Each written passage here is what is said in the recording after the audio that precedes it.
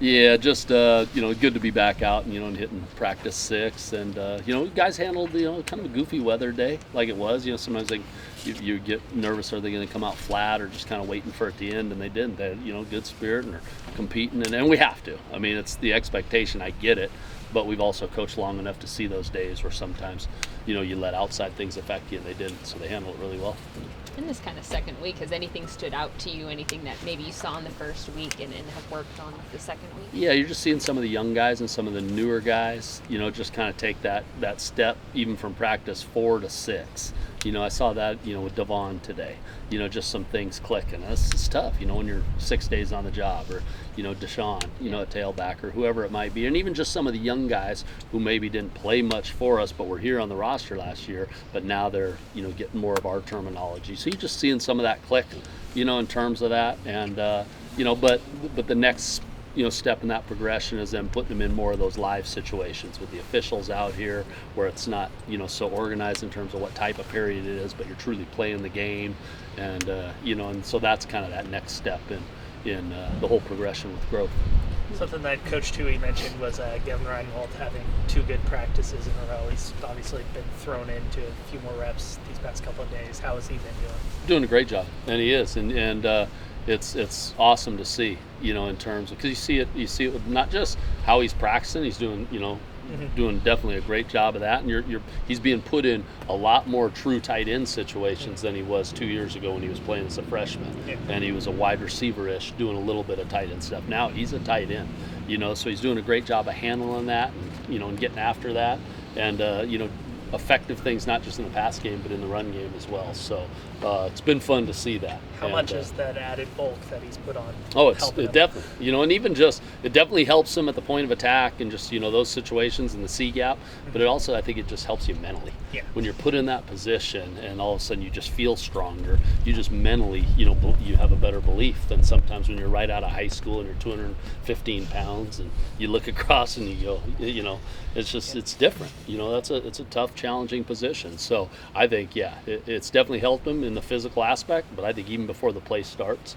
he's in a great spot mentally. You talked about Devon making a jump from practice 4 to 6. With both him and Jack Newman, have there been any important strides that you've seen them take that have really been encouraging for you? Yeah, there have. And in fairness to Devon, he's been, he was coached the foundation with Coach Tui before, so there's some carryover with certain terminology and certain things, whereas Jack, maybe didn't have quite as much going in.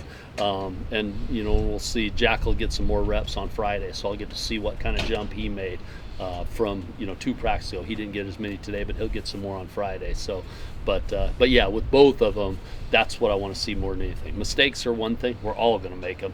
But are you making that mistake a second time, a third time, and not getting it? Then that's on you to put in that extra time and an extra, because it takes that. It's not just our meeting time. It's not just the 20 hours. You got to decide how much extra you want to do on your own, and that's what especially at that position. Have you ever had a walk-on as your starting quarterback? I have. The last guy at Eastern was a walk-on. Now he got put on scholarship. The guy that's now at WSU, Gage Gubrud, he was a transfer. And actually the guy before that started after Vernon left was a walk-on. So yeah, there have been a couple, and it really doesn't, because the way I looked at it, it didn't matter. It was just a matter of who we believe gave us the best chance to win at that time.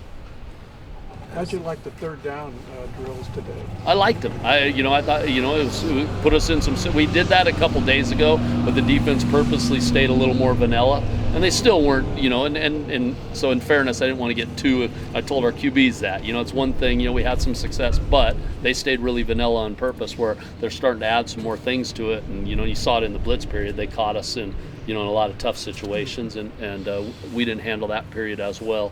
But third down, I thought we responded, a little bit better, and we're able to execute some things. And I love those. I love those unscripted, just you don't know what's coming, because we don't know exactly what that yardage is going to be. So it just forces us as an offense, and definitely as a QB, and myself as a play caller, to pay attention. Is it 5? Is it 6? Is it 7? And just get to different calls and just think the situation through. What have you seen from Deshaun Collins that you talked about him making a bit of a jump from his past 2 practices? What have you seen from him to say that? Two different things jump out at me. He's got the ability to do some every down things because he catches the ball well out of the backfield and he's not uncomfortable in those moments, and that's always something you want to see with a tailback. They're all tailbacks, right? But how many of them get out of the backfield well and can be that receiver out of the backfield? And then also he does a really good job of putting that left or that right foot in the ground, going laterally to his right or laterally to his left, putting that foot in the ground and vertical with that next step. And that's something you can work on, something you can drill, but some guys just have a natural feel for that, and when you see it, you'll see that stick and that vertical. So it's been he works at it, he cares about it, and he goes hard. He's a serious kid too. He is you can't get much of a smile out of him. You really can't, and that's just how he rolls, and that's all right. I like a lot of different types of personalities on the team, and he definitely has that. I think when he was on the banner, we might have gotten half a smile. Like maybe you got half a smile. one? Like nice job. maybe. It's because of your cookies, huh? those are pretty good, huh? I know. How's Dancy doing? Have you seen progress? Yeah, absolutely. He did a lot of good things today. He broke a long run today, and who knows? It's not live, so you don't know. But he broke a long one today, and usually we tell him to pull up because you can't.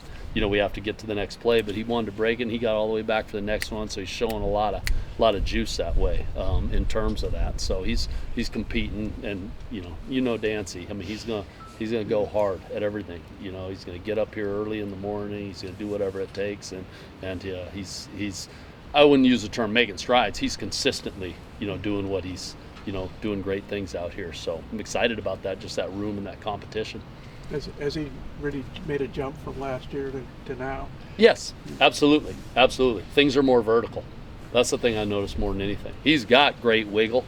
He can catch the ball in the backfield. He can do a lot of things, but things are becoming a little bit more vertical. And the more levels you go up in football, the more things have to be north and south and not east and west. And that's just the nature of it, and the speed of the game and everything that's happening. And you can see that progress from last fall and through fall camp and early part of the season before the injury to where he is now with that in our run game.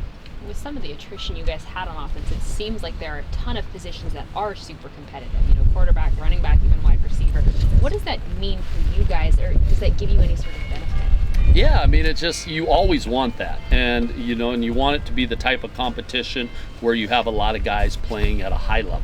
Obviously, because if it's the other way, you're looking for who can do something, but instead it's one day this guy came out and stood out above the group, and the next day someone else leapfrogs him and stands out above the group. That's what you want as coaches, and we all know it. The players will tell you that too. They all want to be starters, but they know at the end of the day they're going to be at their very best as a team when there's great competition at every position. So as coaches, that's what we all want. That's what we want as a program, ultimately, is to create that great competition. I'm assuming that you're not going to name a starting quarterback till fall camp. Is that a safe assumption? Yeah, probably. And and even if we had an idea, we probably wouldn't get into a big deal about it. In terms of that, because you want them, again, competing through the summer, and you don't all of a sudden want to say, hey, this is definitely going to be the case. Then all of a sudden you start fall camp, and someone else has done a much better job with the next 4 months. I mean, that's a big gap. So most likely not, but also we will definitely have an idea of a depth chart, so to speak, as a staff. There's no doubt about that. In your own head or publicly? I don't know.